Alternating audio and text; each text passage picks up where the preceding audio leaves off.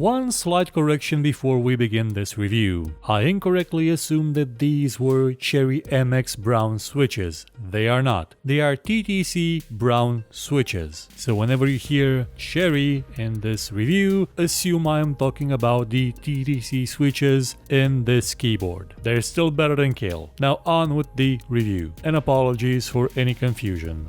Hello everyone and welcome to a brand new hardware review today with the new keyboard, one made by Roccat. This is the Suora keyboard. It is a frameless design keyboard, meaning that it is very light on extra materials in terms of it having, borders or palm rests or just about anything else other than the bare essential.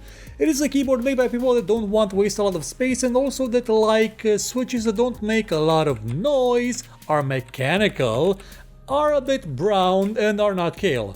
These, my friends, are Cherry MX switches, and we're gonna see exactly how good they are in this review. This keyboard was again given to us for reviewing by the people at PC Coolers, and again I'd like to thank them for this opportunity. Now let's get on with the show. Although the design is minimalistic, that doesn't mean that this is a keyboard that is in any way, shape or form badly built. It's a mix of plastics on the back and on sides and a metal plate in the front. This will keep it nice and rigid as well as keeping the weight down, and it doesn't weigh as much as my current keyboard, the Have It one that weighs 3.5 kilograms and can be used as a bludgeoning device in case of zombie apocalypse. This, however, is sturdy enough to possibly be used as a weapon, though maybe not as effective a one as the Have It keyboard. One thing to note is that it does have those very nice rubber feet on the back. No matter which way you decide to keep the feet, up or down, this thing will pretty much plant itself anywhere you put it. Though again, it is a bit lighter, so if it's a particularly shiny surface, slippery surface, there may be some sliding involved, although this hasn't been a problem for me so far. Minimalism would be the key word when talking about the Roccat Suora. This thing is about as simple as it can get while still being a very nice keyboard. The lighting, for example, only has one color, a very bright blue, that you can change any way you want to by switching the intensity with the function and the print screen button. This will actually switch through about 10 levels of intensity plus one that's turned off, and as well will enable you to activate a pulsing mode that's, well, not a pulse, a breathing mode that's, well, it's nice but not very practical. Just leaving them turned on different intensities depending on the time of day will do just nicely. Also, it's not what you would call a very complicated keyboard in terms of other functions. For example, you do have macro keys, you have 6 of them, but these can only be set in software in the Swarm software that Roccat has made.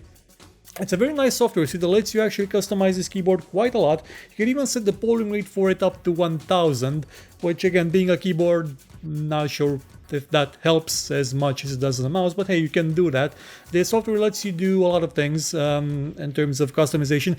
For example, you can make the software generate a clicking sound as if this keyboard had blue switches in it, or you can make it sound like a typewriter even. And it'll actually let you do more things with different keyboards. Roccat is one of the companies that does implement a software interface for the lighting. Not in this keyboard. It does have other keyboards that lets you interface the lighting with games and other stuff that lets you, actually dictate logic to the LEDs from your computer. This, however, does not have that function.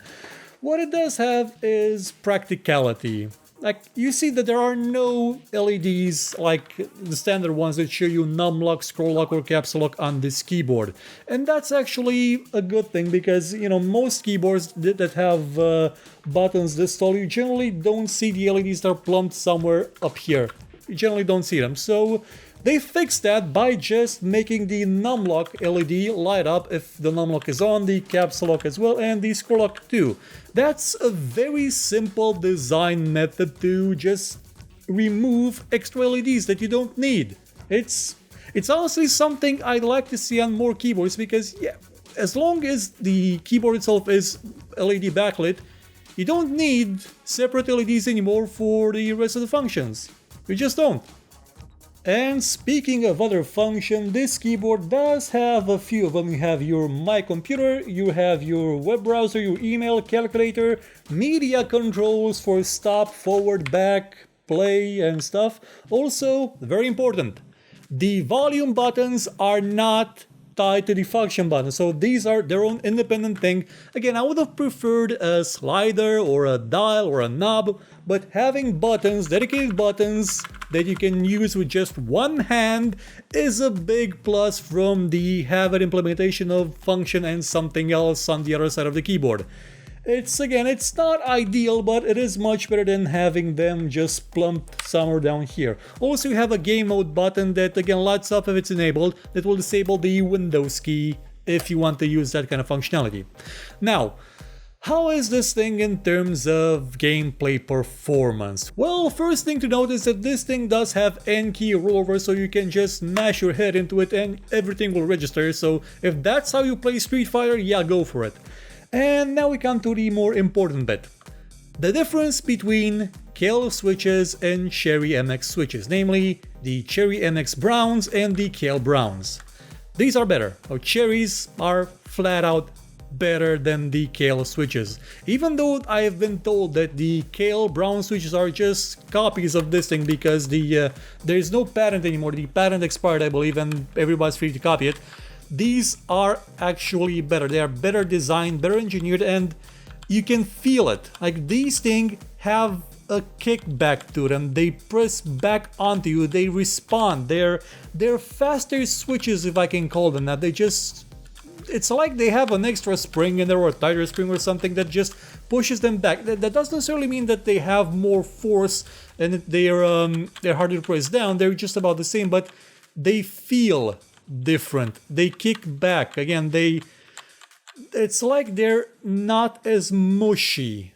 Like the Kale ones are still not as mushy as you would see on a simple membrane keyboard, but compared to these, they do feel a bit not as strong when it comes to the responsiveness. Like, you press, and when you take your finger off the button, these ones will spring up faster. And yeah, there's still the little tiny and discrepancy between the activation distance of the keys. There is a what was the 0.3 millimeter or something. There is a slight variance in all of them, but they're not as pronounced as in the Have It keyboard, as in the Kale switches, and that leads to better performance when typing, like much better performance. My level of errors, like in the typing order of the others, decreased quite noticeably when I was using this keyboard. Now it's back to its usual self with the other keyboard. And in terms of gaming, yeah, these actually feel, well, they feel about the same. Like, in terms of gaming, the Have It keyboard didn't have any problems, and the Kale Brown switches, unless they failed, they will not pose any problems. But these may actually be a bit better because, again, that kickback is important for feedback. It lets you know when you stop pressing the button, sort of, and you can feel free to press it again at your leisure or something like that. It's in terms of, it's hard to describe it. It's a feeling thing. Like, these feel better, and because they feel better, I get a better response from them, and then can actually use them better. That's basically the best way I can put this. Cherry MX switches are better. Oh yeah, and they all work. Like, all work. None of them is failed out of the box. And again, this is a review sample. People have tested this before me. All these keys work.